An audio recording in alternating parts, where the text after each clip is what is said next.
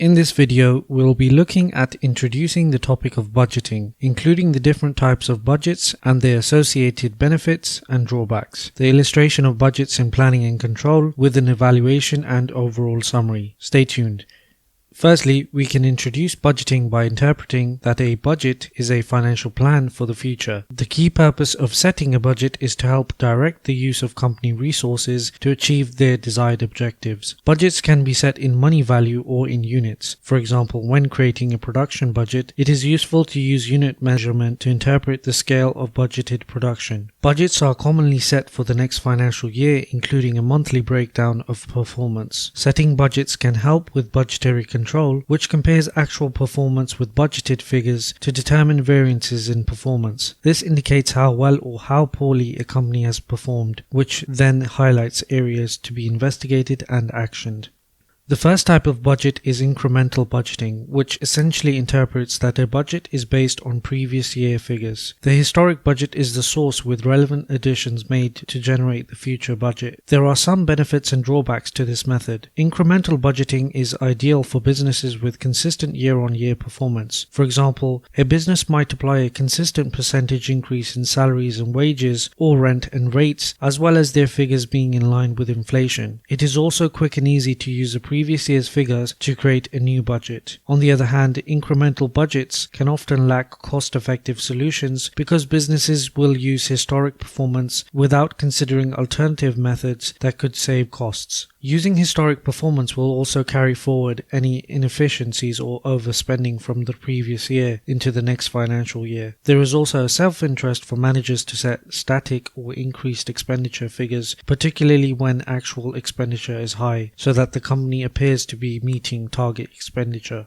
The alternative method of budgeting is zero-based budgeting. A zero-based budget always starts from zero, with budgeted figures set each year with justifications. There are also benefits and drawbacks to consider with this method. As the budgeted figures are set from zero each year, they require justification, which provides a level of assurance to the basis of these figures. Any inefficiencies or overspending can be identified and managed by setting new budgeted figures each year. With a zero-based budget, it is common for wider staff to be involved and not just managers. This can motivate staff to feel more involved in the company's future. By setting new figures each year, businesses can realign their decision making to best achieve their objectives. On the other hand, this budgeting process itself can be very time consuming and complex because considerable effort must go into determining a new set of figures each year with justification. This can potentially be demotivating to managers and staff. Due to the complex nature of zero-based budgets, staff might require training, which will add further to costs and time spent. Zero-based budgeting can often be considered as a short-term solution rather than a long-term one, because there is a constant focus on the next financial year rather than the next 5 years, for example. The preparation of zero-based budgeting is not cost-effective because a company must use significant resources to create this type of budget every year.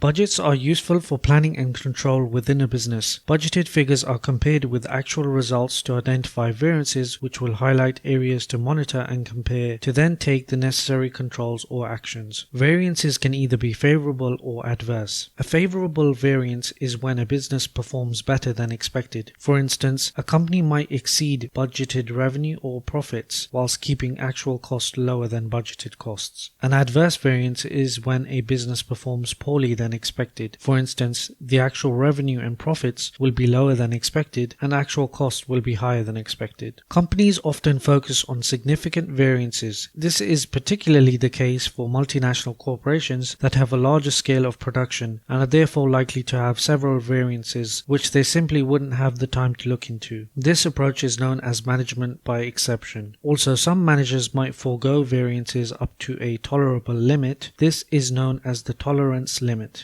Budgetary control has its benefits and drawbacks which are worth understanding. The process of budget setting can help provide communication and coordination to a company, as problem areas can be highlighted and tackled whilst management and staff can work cohesively in this process. Budgetary control can also be used to monitor and control resources through identifying variances from actual results compared against budgeted figures. Action can then be taken at the appropriate time to tackle problem areas. This process also helps with with decision making, as budgets consider the output of resources to provide goods and services, and cost of the output can be planned and actioned appropriately. Budgets help with company planning as they align the allocation of resources to best achieve the desired output and in turn achieving the business objectives. On the other hand, budgeted data is not guaranteed to be accurate because it is a forecast which requires a level of estimate and judgment. There is also a need for benefits to outweigh cost within a projected budget, which can often lead to overly optimistic or easily achievable projections. Also, if the budgeting process is too complex to understand or if it does not link to staff expectations for the future, the staff are likely to become demotivated by the prospect, which could result in dysfunctional management.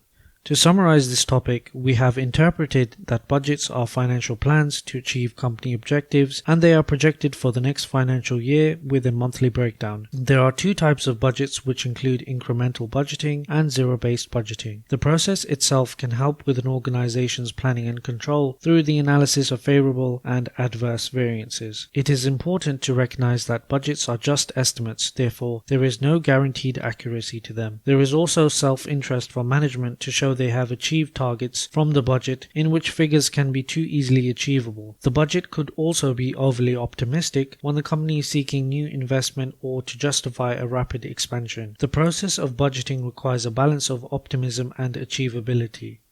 That's the end of this video. Please like this video if you found it informative, comment below with any questions or video topic suggestions, and don't forget to subscribe and click on the bell icon to be notified whenever I upload. Thank you for watching.